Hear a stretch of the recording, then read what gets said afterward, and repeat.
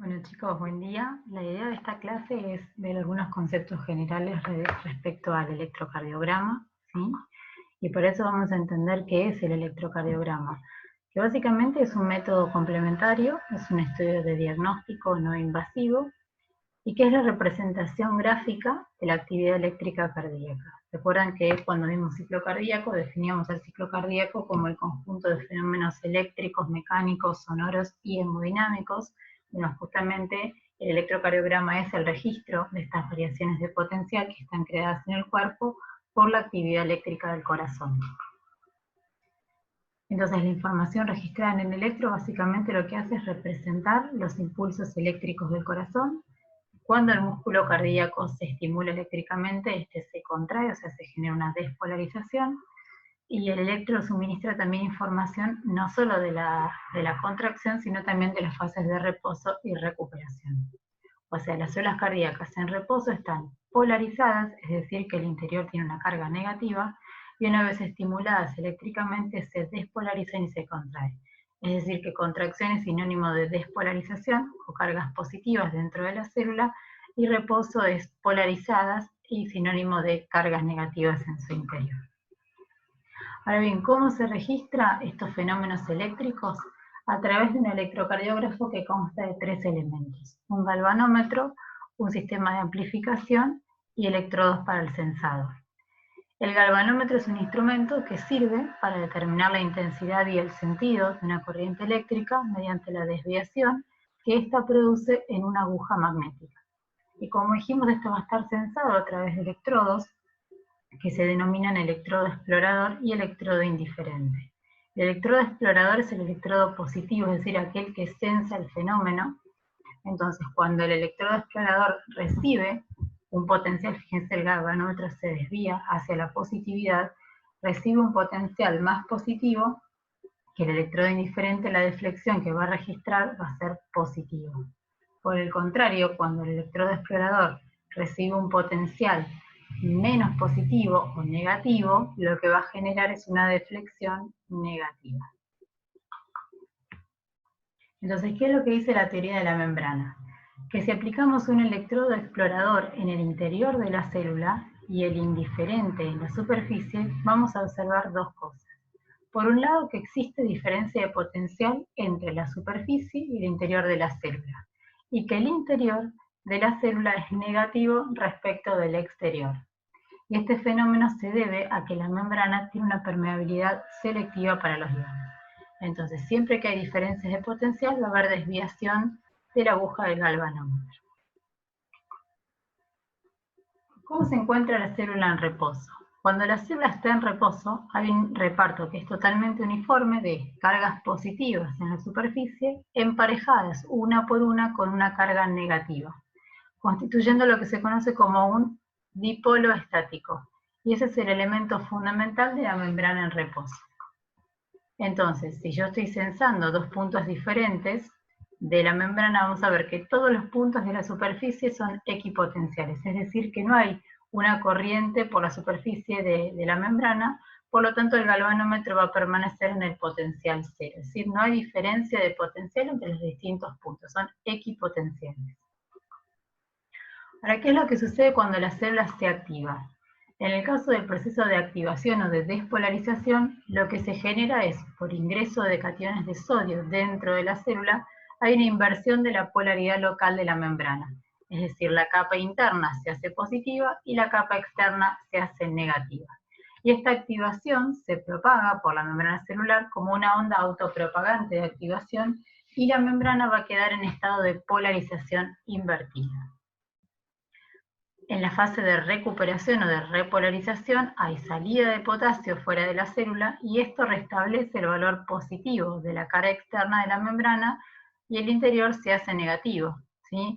Este proceso de recuperación es más lento que el de la activación, ya que corresponde, si se acuerdan, a la meseta del potencial de acción, y usualmente la onda de recuperación sigue el mismo sentido de la onda de activación. Entonces, ¿cómo voy a registrar estos fenómenos de activación a través del galvanómetro? Fíjense, cuando comienza la onda de despolarización tenemos el electrodo explorador y tenemos un electrodo indiferente. Como ambos electrodos están sobre superficies que son equipotenciales, el galvanómetro no registra diferencias de potencial y por lo tanto el trazado de la línea va a ser isoeléctrica. A medida que avanza el potencial de despolarización, va a haber una diferencia de potencial entre el electrodo explorador, que está registrando una onda positiva, y el electrodo indiferente, que sensa una onda negativa. Por lo tanto, como dijimos, si la onda positiva está cerca del electrodo explorador, lo que va a inscribir es una onda ascendente. A medida que avanza la onda de despolarización, tanto el electrodo explorador como el electrodo indiferente van a estar sensando valores equipotenciales y por lo tanto la inscripción vuelve hacia la línea isoeléctrica. Entonces, cuando la actividad eléctrica recorre el corazón, se puede captar con electrodos externos sobre la piel estos fenómenos y registrarlos en forma de un electrocardiograma, ¿sí? O sea que tanto la despolarización como la repolarización son fenómenos eléctricos.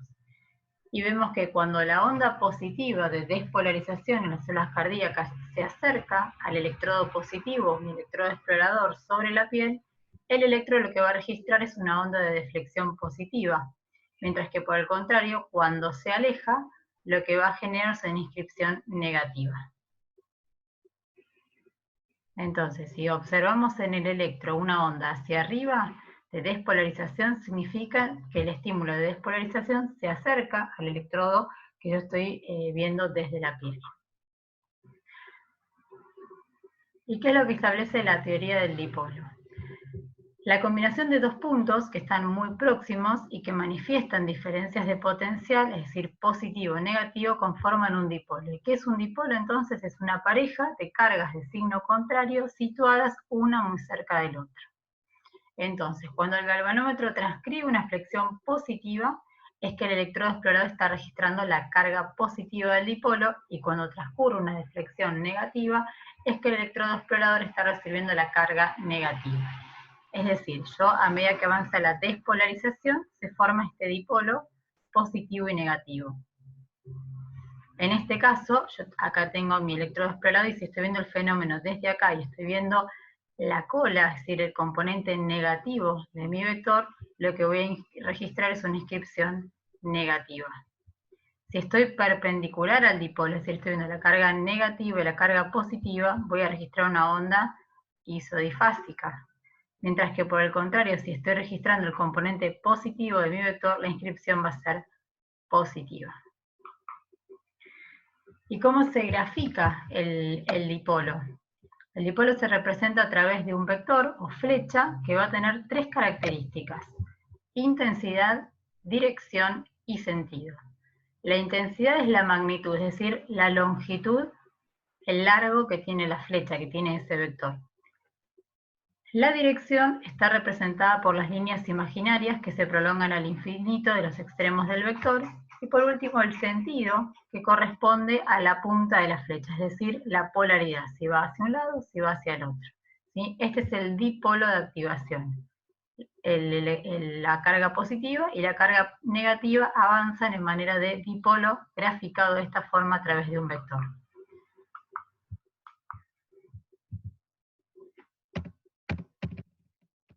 Ahora bien, los vectores se suman según la ley de composición de fuerzas. Y vamos a ver que cuando dos vectores tienen distinta magnitud, igual dirección y sentido, van a dar un vector que es la suma de ambos. O sea, tienen distinto tamaño, OB es diferente a OA, pero tienen igual dirección e igual sentido. O sea, ambas flechas apuntan para aquel lado. Entonces, en este caso, mi resultante va a ser OC. ¿Qué sucede en el caso de dos vectores que tienen igual dirección, distinta magnitud y distinto sentido? Me van a dar un vector que es diferente entre ambos, siendo el sentido igual al del vector de mayor magnitud. OB, que apunta para allá, y OA, que apunta para este lado. La resultante va a ser OC, y como dijimos, el sentido lo va a dar el vector de mayor magnitud, que en este caso es OB. Ahora, ¿qué pasa si tengo dos vectores con las tres características diferentes? O sea, distinta magnitud, distinta dirección y distinta polaridad. Van a dar una resultante que será igual a la diagonal de un paralelogramo. ¿Sí? La resultante es o C, por ley del paralelogramo. Y este concepto vectorial del dipolo es básico para comprender el electrocardiograma, ya que durante la activación cardíaca se manifiestan en todas las direcciones del espacio una infinidad de dipolos cuyos vectores se suman, dando por resultado grandes vectores que señalan la magnitud, dirección y sentido de la fuerza electromotriz desarrollada por el corazón. Entonces, ¿cómo es la génesis del electro? Cuando un vector de despolarización cardíaca se aproxima hacia el electrodo explorador desde donde lo estoy sensando, se va a producir una deflexión positiva, mientras que cuando el electrodo explorador se aleja, lo que voy a obtener es una deflexión negativa, y si es perpendicular al electrodo explorador, se va a producir una línea plana o una deflexión positiva negativa, es decir, isodifásica. Entonces, para aplicar estos conceptos adquiridos tenemos que recordar que en el corazón hay dos clases de fibras. Tenemos fibras musculares, que pueden ser auriculares o ventriculares, y fibras del sistema de conducción, fibras especializadas para la conducción eléctrica. ¿Cuál es la frecuencia de descarga? A nivel del nódulo sinusal, que es el marcapasos dominante, entre 60 y 100 latidos por minuto. El nódulo auriculoventricular de 40 a 60 latidos por minuto, y luego las ramas derecha e izquierda, 30 a 40 latidos por minuto, y finalmente las fibras del sistema de Purkinje a 30 a 40 latidos por minuto. Entonces, durante el reposo, es decir, durante la diástole, se aplican al corazón ileso las mismas consideraciones que para una célula. O sea que podríamos decir que aurículas y ventrículos se podrían considerar como dos grandes células polarizadas, y que este proceso de activación se va a manifestar en el galvanómetro según la ley del dipolo. Ahora bien, ¿cómo vamos a censar esta actividad eléctrica? Tenemos cables de conexión del aparato al paciente, el amplificador del señal y un inscriptor de la señal. Estos cables de conexión constan de 4 cables para las extremidades y 6 cables para la región precordial. Los 4 cables de las extremidades son los cables más largos que unen los miembros con sus electrodos. La nomenclatura tradicional es rojo brazo derecho, amarillo brazo izquierdo, verde pierna izquierda y negro pierna derecha. La pierna derecha es en realidad el cable a tierra. 6 cables en la región precordial, rojo B1, B2 amarillo, B3 verde, el marrón B4, el negro B5 y el B6 morado.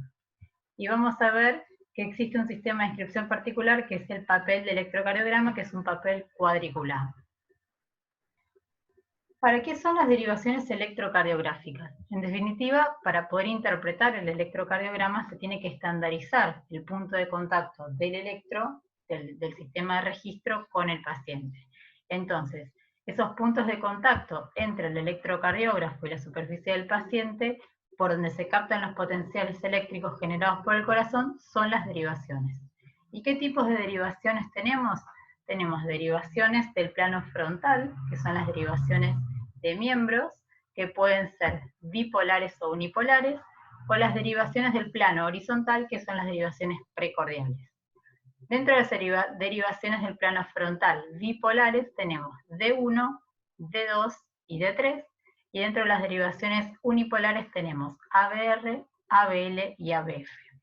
Y en el plano horizontal, B1, B2, B3, B4, B5 y B6.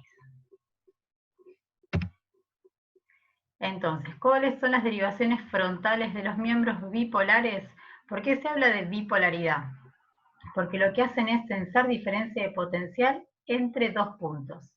En el caso de D1, esta derivación lo que hace es registrar diferencias de potencial entre brazo derecho y brazo izquierdo. ¿Sí? Fíjense, esta corresponde a la derivación D1.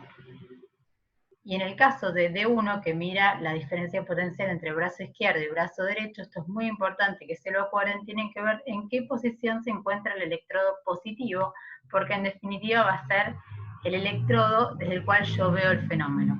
En el caso de D1, el electrodo explorador se encuentra en el brazo izquierdo. Fíjense, positivo porque acá se encuentra mi electrodo explorador. D2 mide la diferencia de potencial entre pierna izquierda y brazo derecho. ¿Sí? En este caso, el electrodo explorador o el electrodo positivo se va a encontrar en la pierna izquierda. Fíjense, ABR negativo, brazo derecho, pierna izquierda positivo. Esta es la derivación D2, mide diferencia de potencial entre estos dos puntos. Y por último, D3 mide la diferencia de potencial entre pierna izquierda y el brazo izquierdo. Y en este caso, el electrodo positivo, mi electrodo explorador, va a encontrarse en la pierna izquierda. Estas son las derivaciones frontales de miembros bipolares. ¿Cuáles son las derivaciones frontales o aumentadas? Se llaman unipolares porque en realidad desde un punto yo estoy censando el promedio de los potenciales entre las otras dos extremidades. Es decir, que en ABR mi electrodo explorador va a estar en el brazo derecho y voy a estar viendo las diferencias de potencial entre brazo izquierdo y pierna izquierda, es decir, que es el promedio de estas dos. Perdón. En ABL mi electrodo explorador va a estar en el brazo izquierdo, por eso la nomenclatura ABR del right, ABL del left, ¿sí? Es A de aumentadas. Entonces estoy viendo el voltaje aumentado desde el brazo izquierdo, que es el promedio entre brazo derecho y pierna izquierda. Y por último, ABF es la aumentada de fit de la pierna, estoy viendo el promedio entre brazo derecho y brazo izquierdo. Por eso en este caso es más sencillo recordar dónde va a estar el electrodo positivo, mi electrodo explorador, porque el mismo nombre de la derivación me lo da, brazo derecho, brazo izquierdo y en el pie. Luego tenemos las derivaciones del plano horizontal, que son las derivaciones precordiales, como dijimos son 6 derivaciones. Esta es la localización de los electrodos. Tenemos que B1 se ubica en el cuarto espacio intercostal a la derecha del esternón. B2, cuarto espacio intercostal a la izquierda del esternón. B3, quinto espacio intercostal a la izquierda del esternón entre B2 y B4. B4, quinto espacio intercostal, línea media clavicular. B5, quinto espacio intercostal en la línea axilar anterior. Y B6, quinto espacio intercostal en la línea medio axilar. Les pongo este pequeño resumen de las derivaciones. Las actividades eléctricas del corazón pueden ser recogidas en la piel por medio de electrodos. Un electrocardiógrafo registra estas actividades y las muestra gráficamente. Los gráficos muestran el potencial eléctrico o voltaje global del corazón, conforme cambia a través del tiempo durante un ciclo cardíaco. Las 12 derivaciones del ECG representan 12 vistas eléctricas del corazón desde 12 ángulos diferentes. El procedimiento convencional de 12 derivaciones implica colocar 10 electrodos en el cuerpo, 1 en cada miembro y 6 en el tórax. Hay 6 derivaciones de los miembros y 6 derivaciones precordiales. Las 6 derivaciones de los miembros miran al corazón en un plano frontal y se obtienen a partir de 3 electrodos colocados en el brazo derecho, brazo izquierdo y pierna izquierda. El electrodo de la pierna derecha es un electrodo a tierra. La medida del voltaje requiere de 2 polos, negativo y positivo. El electrocardiógrafo usa el polo negativo como referencia 0. Por lo tanto, la posición del polo positivo es el punto de vista y la línea que conecta los dos polos es la línea de visión. Las derivaciones 1, 2 y 3 son bipolares. Miden el potencial eléctrico entre 2 de los 3 electrodos de los miembros.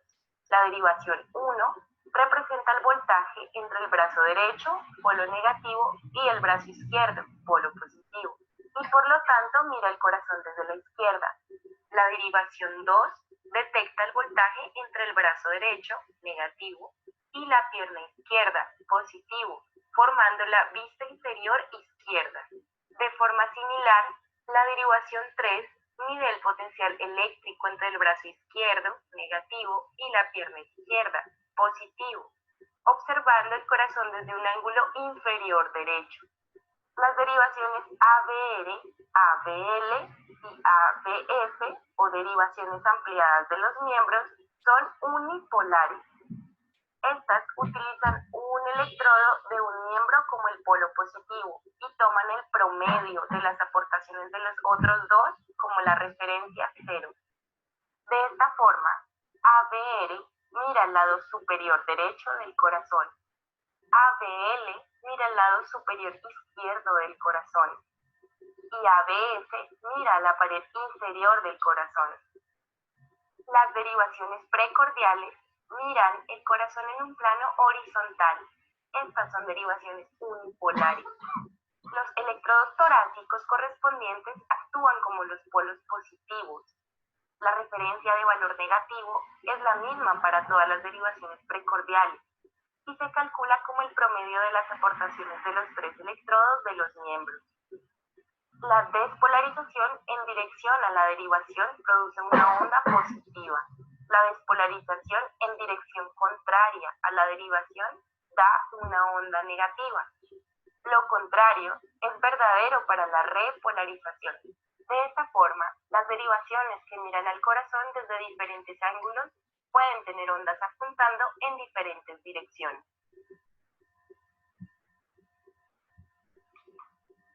Bien, entonces fíjense que en este videito se veía que con las derivaciones de miembros del plano frontal se graficaba en forma de triángulo, y eso no se los mencioné, es lo que se conoce como triángulo de Einthoven, y como vamos a ver un poquito más adelante, por cada derivación unipolar tiene una derivación bipolar que es perpendicular, y eso va a ser útil para el cálculo del eje eléctrico. Eso lo vamos a ver cuando veamos cálculo del eje. Ahora bien, este fenómeno yo tengo estandarizado desde dónde lo miro, es decir, dónde está mi electrodo explorador, y entre qué puntos estoy censando, o el promedio de qué puntos estoy censando desde esa región, pero a su vez para su interpretación tiene que ser graficado en un papel que también tiene que estar estandarizado. Y ese es el papel del electrocardiograma, que está constituido por una serie de cuadrículos divididos en pequeños cuadritos de un tamaño de 1 milímetro, tanto en sentido vertical como en sentido horizontal, ¿sí? Vamos a ver que cada 5 milímetros, es decir, cada 5 cuadraditos chiquititos, 1, 2, 3, 4, 5, voy a tener una marca más gruesa, una línea más gruesa que está subdividiendo en cuadros mayores, ¿sí? Que son de 5 milímetros en sentido vertical y de 5 milímetros en sentido horizontal. En el eje horizontal lo que se grafica es el tiempo. Y es importante recordar que en el electrocardiograma normal el papel corre a una velocidad que también es estándar. Generalmente lo que se utiliza es 25 milímetros por segundo, es decir, 25 cuadraditos pequeños en un segundo. Por lo tanto, cada cuadradito chiquitito de 1 milímetro mide 0,04 segundos.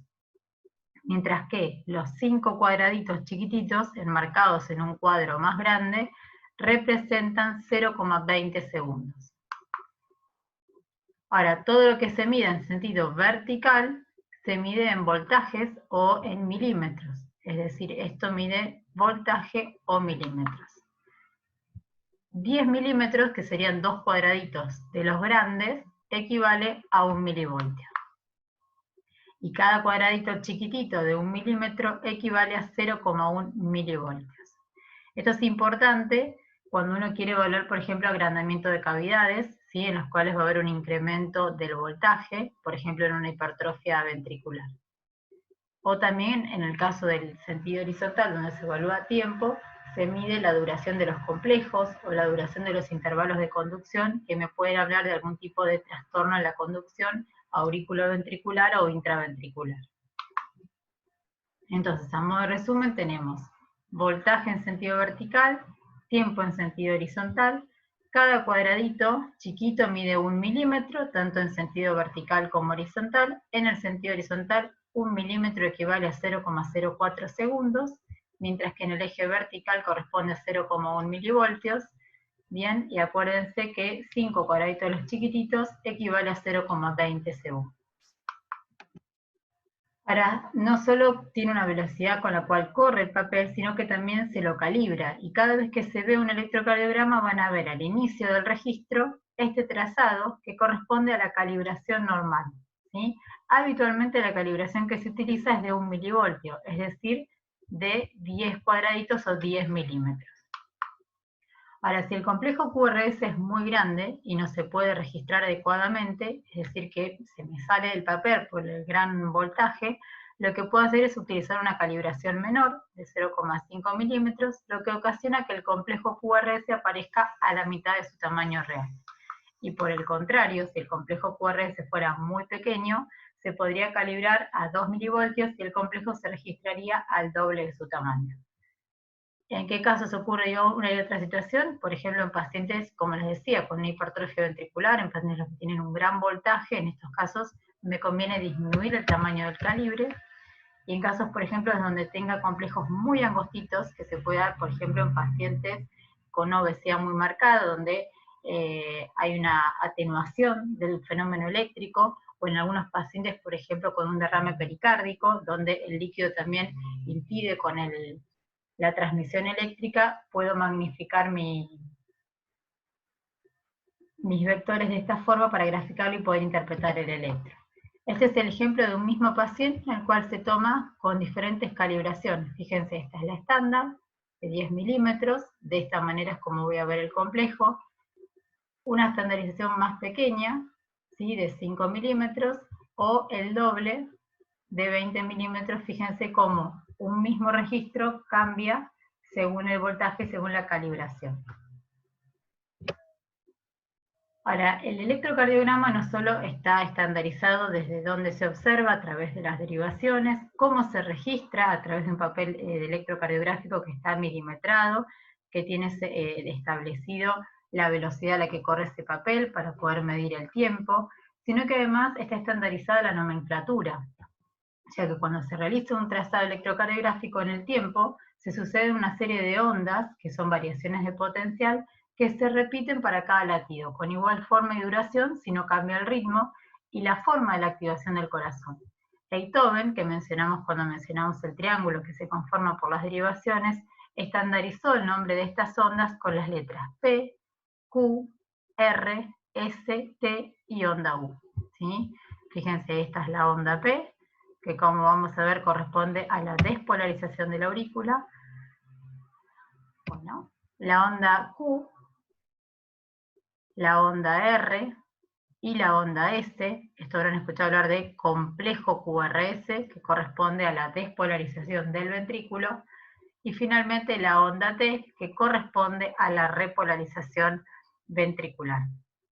Además tenemos segmentos e intervalos.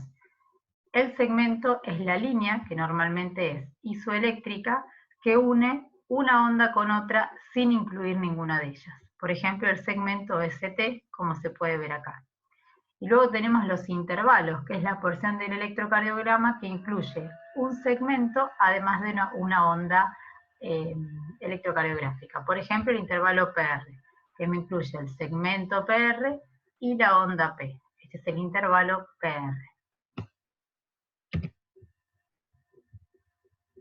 La línea isoeléctrica corresponde a la ausencia de actividad eléctrica y se considera como el punto de base para determinar si un evento sucede por arriba de esta línea siendo positivo o si ocurre por abajo de esta línea siendo negativo. Una onda se define como una deflexión, ya sea positiva o negativa, a partir de la línea isoeléctrica. Un segmento se define como la línea isoeléctrica entre dos ondas dentro de un mismo latido. Y un intervalo se define como el complejo de una o más ondas con un segmento. Bien, entonces, una vez que se genera el impulso, recordarán a partir del nódulo sinusal, se produce la despolarización de la aurícula o activación auricular, que como dijimos se va a graficar en el electrocardiograma como una onda P. Luego hay un retraso en la conducción auriculoventricular, que corresponde al segmento PR. Se despolariza el ventrículo y se genera la contracción ventricular, complejo QRS, y finalmente la repolarización ventricular con el segmento ST y onda T. Entonces, un ciclo cardíaco comprende la onda T, complejo QRS y la onda P. Como dijimos, la onda P es la despolarización auricular, complejo QRS es la despolarización ventricular y la onda T es la repolarización del ventrículo. Fíjense que no mencionamos a la repolarización auricular, no porque no se produzca, sino porque va a quedar enmascarada detrás o debajo del complejo QRS, ya que temporalmente coinciden en el tiempo. Entonces, ¿cómo son los vectores de despolarización? Tenemos que el vector de despolarización auricular es el vector P, como dijimos, cuando los vectores de despolarización tenían diferente sentido, magnitud, o sea, todos sus sentidos eran diferentes, se obtenía a través de la ley del paralelogramo. Y este es el vector resultante de despolarización, tanto de la aurícula izquierda como de la aurícula derecha.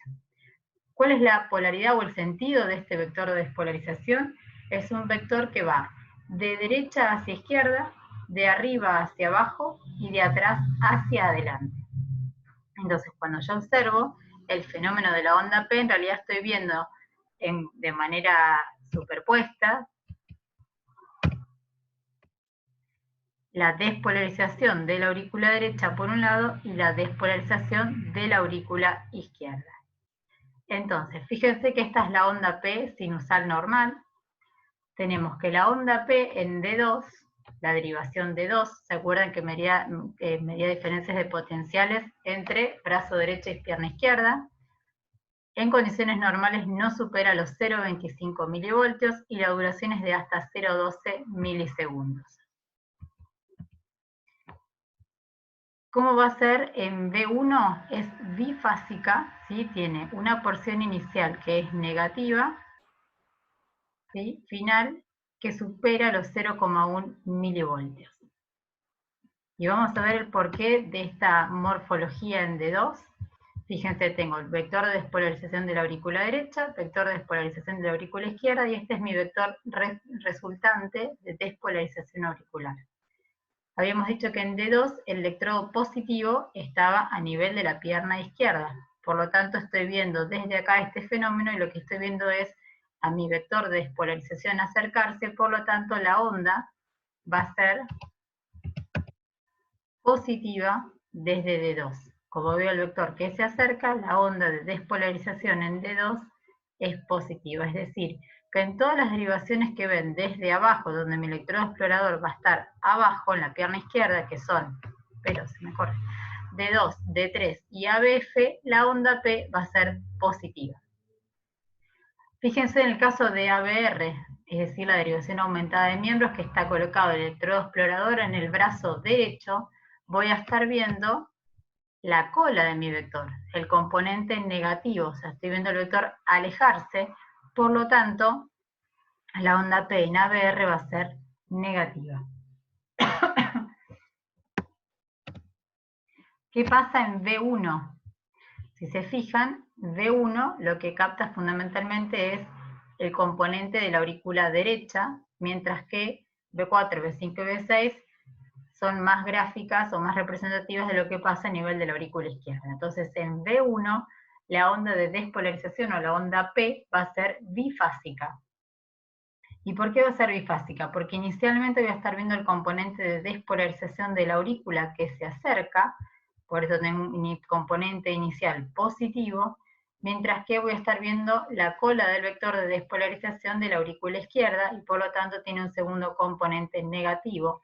Por eso es normal que en B1 la onda sea bifásica, como vemos acá también. ¿Sí? Mientras que por el contrario en B2, B3, B4 y B5, B6 voy a estar viendo fundamentalmente el vector de despolarización de la aurícula izquierda acercarse y por lo tanto la onda va a ser positiva. Hay ciertas variantes patológicas de la onda P, como son la onda P pulmonar o la onda P mitral. Esto lo vamos a ver luego cuando veamos el agrandamiento de las cavidades, pero ya les voy adelantando. En el caso de una onda P pulmonar, obviamente lo que voy a tener es un agrandamiento de la aurícula derecha, y en qué situaciones puede darse cuando hay una sobrecarga de la aurícula derecha, cuando hay un crecimiento auricular en ciertas patologías fundamentalmente pulmonares, y en este caso voy a tener una onda P, que se va a ver en D2 como una onda P que se llama picuda o onda P pulmonar por un aumento del voltaje de la onda P, mientras que a nivel de B1 lo que voy a ver es aumentado el componente pulmonar de B1 en esta derivación. ¿Por qué? Porque hay un agrandamiento de este vector de despolarización de la aurícula derecha.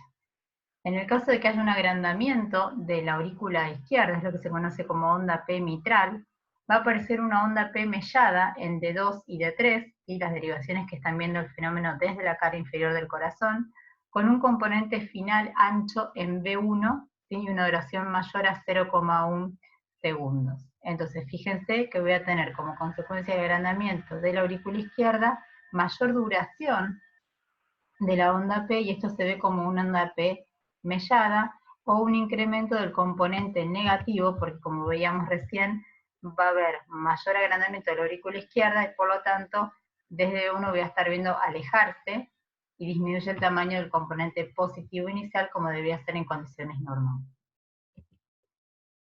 Ahora, ¿qué pasa con la onda de recuperación auricular? Dijimos que es la onda T auricular. Este proceso de repolarización es más lento que el de la despolarización, y el vector que representa la repolarización tiene igual magnitud de dirección que el de despolarización, pero sentido inverso, y va a escribir una onda inversa a la despolarización. Tenemos onda P y la onda de repolarización auricular. Esta onda T habitualmente, como dijimos, no aparece en el electro, ya que queda inmersa en el complejo QRS que le antecede, por lo que se puede reconocer solo en caso de que haya un bloqueo de tercer grado en el cual hay una disociación auriculoventricular. Ahora, ¿qué pasa con el complejo QRS o los vectores de despolarización ventricular? Vamos a ver que hay tres vectores fundamentales: vector 1 septal, vector 2 de la pared libre y vector 3 basal. Gracias a que el sistema His-Purkinje es una red de tejido altamente especializado, coordina la despolarización de los ventrículos a una velocidad de conducción muy elevada, y como consecuencia de eso las ondas del complejo QRS vamos a ver que son muy angostas y en forma de pico. Un complejo QRS normal tiene una duración de 0,06 a 0,10 segundos y un voltaje no mayor a 3,5 milivoltios. Esta morfología que decimos es angosta y picuda se va a ver alterada en caso de que haya un trastorno de la conducción, por ejemplo por un bloqueo de rama, como vemos, vamos a ver la próxima clase. Entonces, ¿cómo son estos vectores de despolarización? Tenemos el vector 1 de despolarización septal, se dirige de izquierda a derecha y de arriba abajo y de atrás hacia adelante. El segundo vector de la pared libre es el de mayor voltaje y se dirige de derecha a izquierda, de arriba a abajo y de atrás hacia adelante. Y finalmente el tercer vector, o de las masas paraseptales altas, que se dirige de izquierda a derecha y de adelante hacia atrás. Estos tres vectores o estos tres componentes son los que van a determinar la morfología del complejo QRS. Entonces, fíjense, acá tenemos desde un plano frontal y desde el plano horizontal. Desde el plano frontal obtenemos las derivaciones unipolares y las bipolares de miembros. Entonces, en este caso lo que voy a estar viendo es, el principal vector de despolarización es el que corresponde lógicamente a la masa ventricular izquierda, ya que si recuerdan, todas las cavidades izquierdas del corazón están sometidas a un sistema de alta presión, por lo tanto la masa ventricular va a ser mayor, y son las que van a determinar el mayor voltaje en este territorio.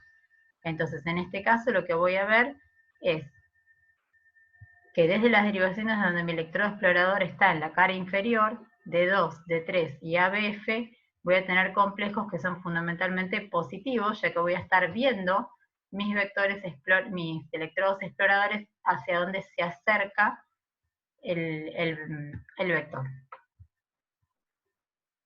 Luego tenemos las derivaciones del plano horizontal, ¿sí? Tenemos B1, B2, B3, B4, B5 y B6, y si lo pensamos, desde las derivaciones B1, B2 fundamentalmente voy a estar viendo el componente derecho de la despolarización del ventrículo, y es por eso que como voy a estar viendo acercarse el electrodo el vector de despolarización derecha, el componente positivo va a ser muy chiquito y va a predominar el componente negativo, ya que voy a estar viendo el vector de mayor tamaño, que es el del ventrículo izquierdo, alejarse. Por eso en B1, B2, la R, que es la primera onda positiva del complejo QRS, es de bajo voltaje, y fíjense la onda negativa, que es mucho mayor. Ahora, a medida que nos vamos acercando hacia el vector de despolarización del ventrículo izquierdo, fundamentalmente en B5 y B6, se invierte esta relación y el componente va a ser fundamentalmente positivo. Es por eso que se dice que en las derivaciones precordiales hay una progresión normal del QRS, donde la R más alta habitualmente está en B5. Esto es lo que se llama progresión de R en la cara anterior. Y esto tiene que ver con que va aumentando el voltaje a medida que me voy acercando al ventrículo izquierdo y estoy viendo este vector de despolarización izquierdo acercarse hacia mi electrodo explorador.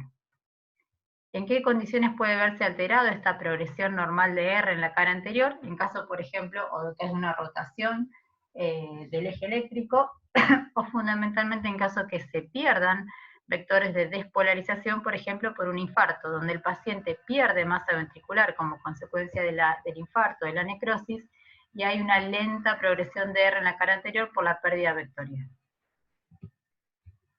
Ahora, ¿cómo se denominan las ondas del complejo QRS?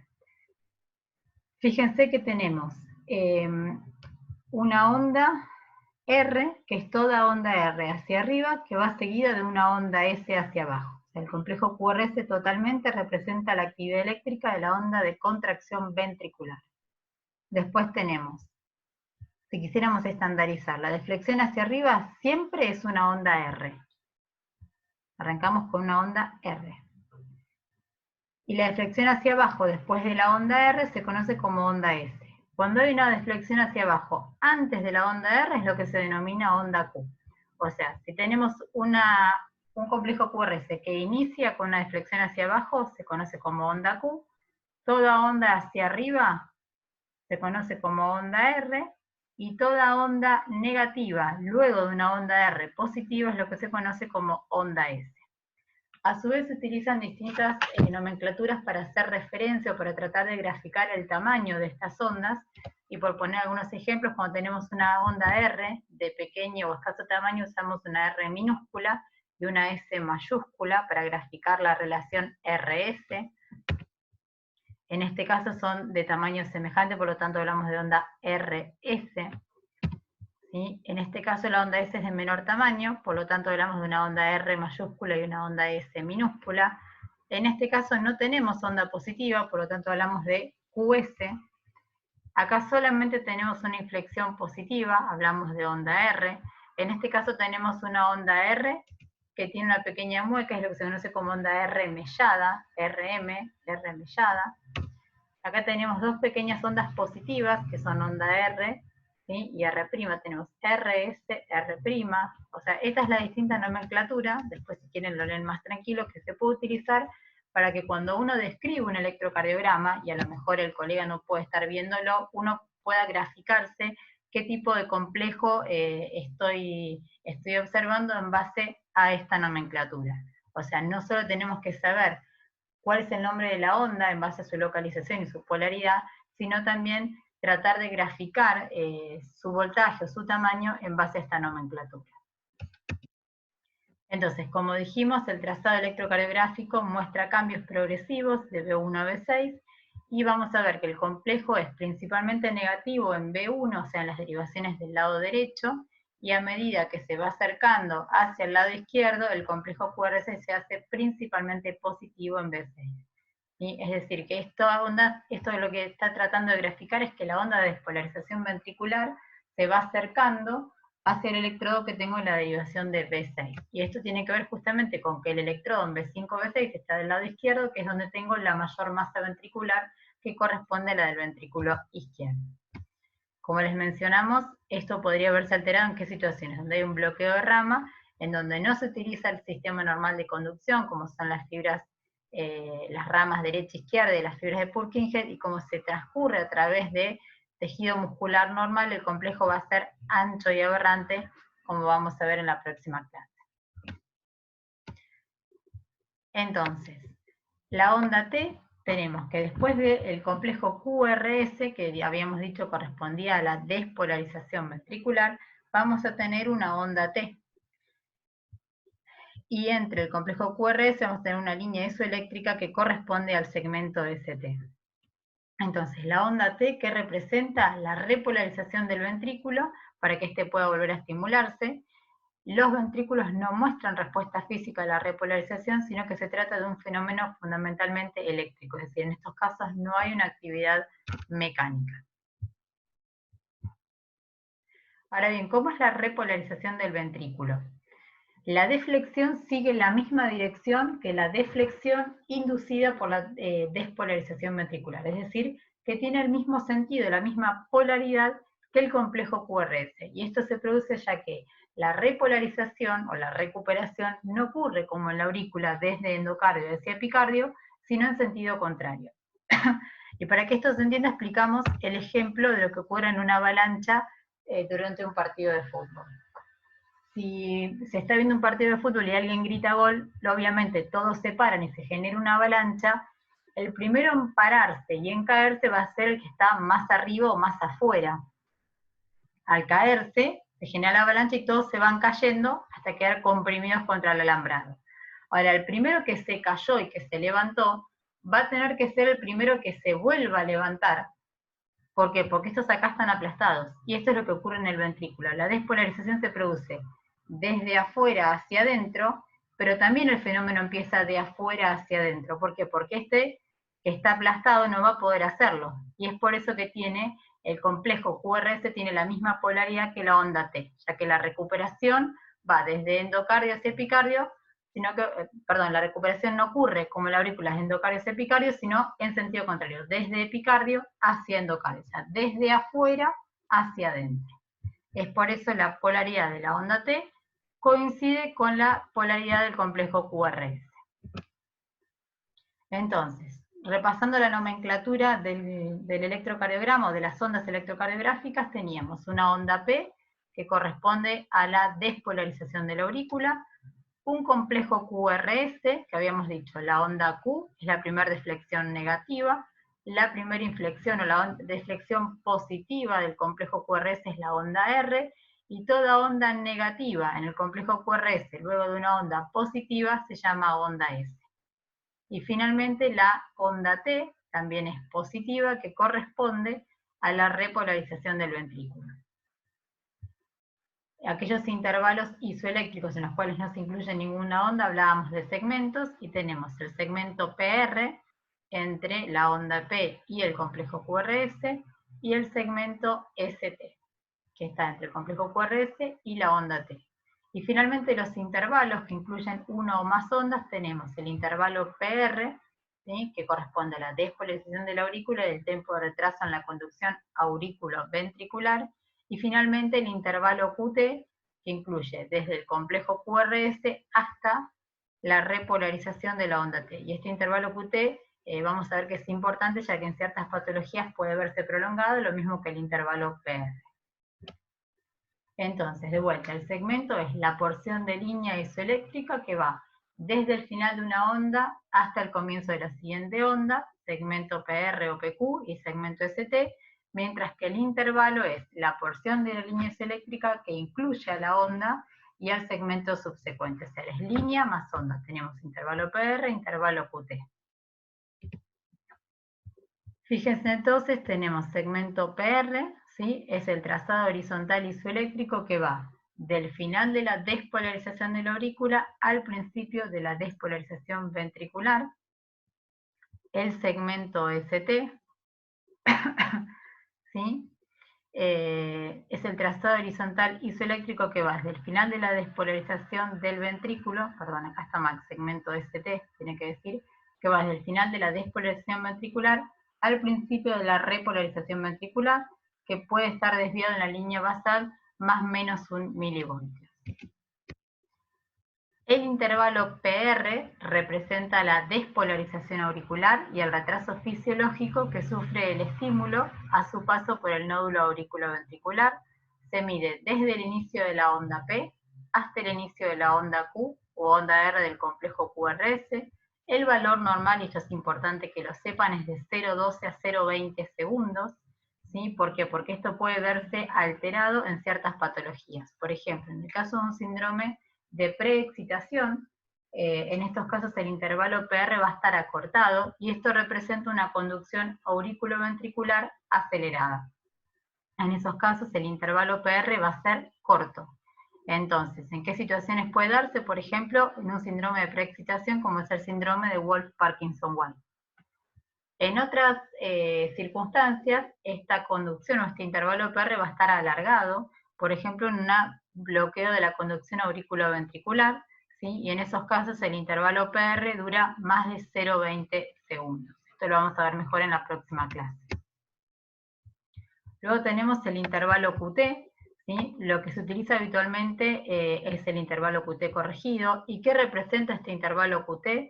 Representa toda la actividad eléctrica ventricular y la duración va a depender de la frecuencia cardíaca, es por eso que se utiliza el QT corregido. Se utiliza esta fórmula, que es la fórmula de Bassett. Fíjense, el QT corregido es la relación entre el intervalo QT, ¿sí? Dividido la raíz cuadrada del intervalo RR. Y el valor normal es de hasta 0,44 segundos. Esto es importante medirlos porque en algunos pacientes tienen un síndrome que se conoce como QT prolongado, y ciertos fármacos pueden inducir una arritmia ventricular grave que puede llevar a la muerte súbita. Por eso que es importante la determinación o el medir el complejo, el intervalo QT. Incluso muchos psiquiatras, cuando van a prescribir ciertas drogas, ciertos psicofármacos, le piden un electro de control para no inducir una prolongación del intervalo QT.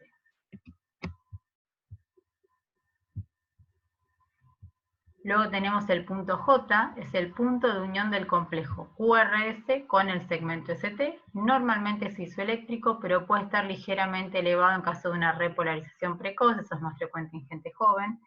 Y luego tenemos la onda U. Es una onda inconstante y no se conoce muy bien su significado, ¿sí? Es una onda de flexión de bajo voltaje, positiva, que como dijimos aparece después de la onda T y antes de la onda P. Puede corresponder a la repolarización de las fibras de Purkinje, a la repolarización de los músculos papilares, repolarización tardía del septum o potenciales de relajación ventricular postpotencial. Es decir, su significado aún es incierto. Ahora, dicho esto, ¿cómo interpretamos un electrocardiograma? Hasta ahora vimos desde dónde se obtienen los registros, es decir, las derivaciones del plano frontal, del plano horizontal, cómo está estandarizada la calibración del registro electrocardiográfico, cómo se calibre, cómo se miden en base al papel, al milimetrado, qué significa el sentido horizontal, el sentido vertical. Ahora, cuando uno ve esta gráfica en el papel de electro, uno tiene que ordenarse para interpretar este registro. Lo primero que habitualmente se hace es determinar la frecuencia cardíaca, luego establecer si el ritmo es regular o no, y estas otras cuestiones que lo vamos a ver en la próxima clase. Entonces, lo primero que hago es ver la frecuencia, si la frecuencia es normal, si la frecuencia está acelerada, es decir, el paciente tiene taquicardia, hablamos de taquicardia cuando la frecuencia cardíaca es mayor a 100 latidos por minuto, o si está bradicárdico, es decir, una frecuencia cardíaca lenta, cuando la frecuencia cardíaca es menor a 60 latidos por minuto. Ahora, ¿cómo voy a calcular la frecuencia cardíaca en un electro? Existen diferentes métodos o reglas, ¿sí? Una es la regla de los 6 segundos, el otro es el método regla de los 1500, la regla del 300 o el método regla del RAR. Entonces, ¿cómo es el método de los 6 segundos? Es un método fácil y seguro que me permite calcular la frecuencia cardíaca. Este método, y esto es importante, sirve tanto para ritmos regulares como ritmos irregulares. O sea, cuando yo veo un ritmo que no es regular, ¿y qué es lo que me da la regularidad? Que la distancia RR sea constante, ¿sí? En ese caso estoy frente a un ritmo regular. Si no sé qué ritmo tiene, pero la distancia RR es diferente, este es el método que tengo que utilizar para calcular la frecuencia cardíaca. ¿Cómo se hace? Primero que nada tengo que contar el número de complejos QRS en 6 segundos, o sea, recordar que un segundo son 25 cuadraditos chiquitos o 25 cuadrados grandes, por lo que 6 segundos es igual a 30 cuadrados grandes. Entonces tomo los 30 cuadrados grandes, como lo veo acá, y lo que hago es multiplicar el número de complejos QRS contados por 10 para determinar la frecuencia cardíaca. Entonces, en este caso voy a contar en mis 30 cuadrados grandes cuántos complejos QRS están incluidos. Tengo 1, 2, 3, 4, 5, 6, 7, 8, 9. En los 30 cuadraditos grandes tengo 9 complejos QRS.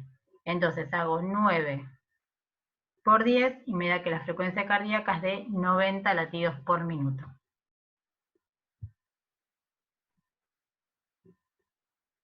Bien. Fíjense entonces esto, fundamental, si es regular o irregular, ya que si es irregular, este es el método que tengo que calcular para establecer la frecuencia cardíaca. ¿Sí? Por ejemplo, en este caso, el paciente tiene una fibrilación auricular. Si ustedes se fijan a simple vista, la distancia que hay entre este complejo QRS y esta es diferente, y entre este y este también. O sea, acá estoy frente a un ritmo irregular.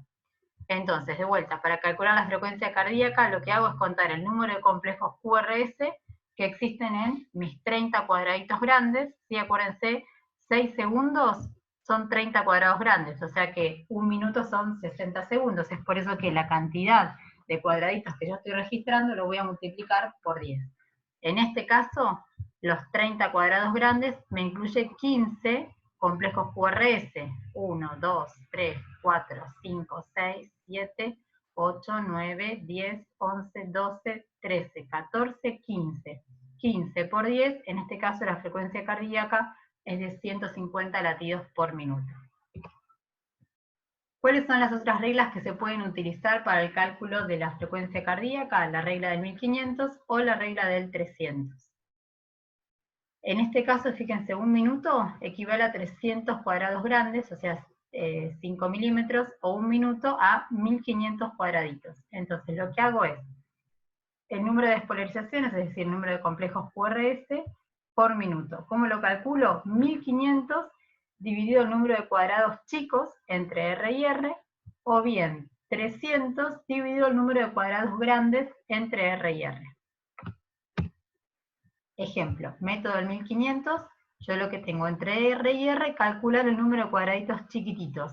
En este caso, acuérdense que cada cuadrado grande me incluye 5 cuadraditos chiquititos, ¿sí? Por lo tanto, ¿qué voy a tener? 5, 10, 15 y un cuadradito más chiquitito, o sea que tengo 16 cuadraditos chiquititos. 1500 dividido los 16 cuadraditos, la frecuencia cardíaca es de 93 latidos por minuto. ¿Bien? Este método de los 1500 se utiliza cuando quiero ser muy preciso en el cálculo de la frecuencia cardíaca, ¿sí? Cuento los cuadrados grandes, esto me permite sumar rápido 5, 10, 15, y después la cantidad de cuadraditos chiquititos que no coinciden con la línea grande. ¿Cómo es el método de la regla del 300? Acá, en este caso, lo que voy a estar viendo son los cuadrados grandes. Acuérdense, el cuadrado grande es esto, ¿sí? Que incluye 5 cuadraditos chiquititos en sentido horizontal y 5 cuadraditos chiquitos en sentido vertical. Entonces, en este caso tengo un cuadrado grande, 2 cuadrados grandes, 3 cuadrados grandes. ¿Qué hago? Divido 300 dividido 3, que son la cantidad de cuadrados grandes que tengo entre R y R, y en este caso la frecuencia cardíaca es de 100 latidos por minuto. Otro es el método RR, ¿sí? Este método proporciona otra forma de evaluar con rapidez, sin hacer cálculos matemáticos, pero se puede utilizar solo si el ritmo es regular. ¿Y qué es lo que tengo que hacer? Tengo que buscar una onda R que se encuentre en una línea gruesa y se le asignan los siguientes números a las 6 líneas gruesas que le siguen. 300, 150, 100, 75, 60 y 50. Y el paso 2 se localiza la segunda onda R hacia la derecha y se estima la frecuencia cardíaca. Entonces, si el próximo complejo QRS coincidiera con esta línea, la frecuencia cardíaca va a estar 300. Si coincidiera con esta línea, la frecuencia cardíaca sería 100, y así sucesivamente. Entonces, en este caso, fíjense, este complejo QRS, la onda R coincide con la línea gruesa, y yo sé que la que le sigue es 300, 150, 100, 75. En este caso, mi frecuencia cardíaca es de 75 latidos por minuto. Para poder calcularlo, yo necesito que justamente mi complejo QRS me coincida con una de estas líneas, ¿sí? Esta es la regla mnemotécnica para poder hacer el cálculo. Y luego, que es un poquito más complejo, vamos a ver el cálculo del eje eléctrico, ¿sí? El cálculo del eje eléctrico de despolarización ventricular. Y se entiende por eje eléctrico del corazón al cálculo de la dirección y sentido del vector eléctrico resultante de la suma de cada uno de los múltiples vectores que se producen en una cámara cardíaca y en un momento determinado. Habitualmente está entre más 50 y más 70, aunque oscila entre menos 30 y más 100 grados, y se lo conoce como eje eléctrico del complejo QRS. Entonces, fíjense, este sería el eje eléctrico normal, perdón, este sería el eje eléctrico desviado hacia la derecha, eje eléctrico desviado hacia la izquierda y extrema derecha. Ahora bien, ¿cómo se calcula el eje eléctrico? Y por eso es muy importante que repasen lo que vimos acerca de las derivaciones frontales, ¿sí? Porque yo lo que voy a tener que buscar es mis 6 derivaciones frontales, de 1, de 2, de 3, ABR, ABL y ABF. Voy a tener que buscar el complejo que es isodifásico, es decir, tanto positivo como negativo. Una vez que encuentro este complejo que es isodifásico, lo que voy a tener que ver es cómo está el complejo en la derivación que es perpendicular a esa derivación, la cual solo le dará dos opciones, o el registro del QRS es positivo o es negativo, dependiente de este registro va a ser la localización de mi eje eléctrico. La perpendicularidad del complejo isodifásico va a ser la que determina en realidad los grados donde va a estar localizado el eje eléctrico cardíaco. Entonces, para poder entender esto, recuerden las 6 derivaciones precordiales de los miembros y sus perpendiculares. De 1 la perpendicular es ABF, de 2 su perpendicular es ABL y de 3 su perpendicular es ABR. Entonces, ¿cómo están formadas las derivaciones? Ya habíamos visto, de 1 es la diferencia de potencial entre brazo derecho y brazo izquierdo, y estos son los valores asignados. 180 grados, 0 grados, recuerden que en este caso mi electrodo explorador va a estar en el brazo izquierdo, por lo tanto el electrodo explorador va a ser positivo en esta región. Luego tenemos D2, que mide diferencia de potenciales entre brazo derecho y pierna izquierda, y en este caso mi electrodo explorador va a estar a este nivel, ¿sí? en la pierna izquierda, y esto está graficado entre los 60 grados y los 120 grados. Y luego tenemos D3, que en este caso la diferencia de potencial está dada por brazo izquierdo, pierna izquierda, cuyos valores, son menos 60 grados, 120 grados, recuerden el electrodo explorador que va a estar en la pierna izquierda.